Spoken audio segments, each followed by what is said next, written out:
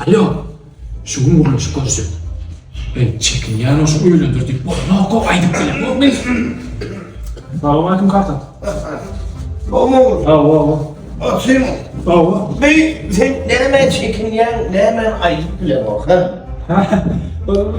Damdamak ya aydım aydık bile bak ha.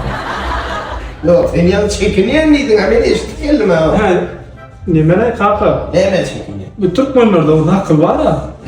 Çürü utandıra kazanla yap değil. Bilemdir kazanacak. Ha, çörük mü yedin geliyen sen? Yok. Çörük yedin geliyen ama hay topu getirip vereyim. Uy, o dostum Rahman var ya. He. Üyle oraya o çağırır o kalçık ya. Anladım. Hiç kanı beğenmem olmam bir bay yardım. Ben kalk iyi misal kapul ver.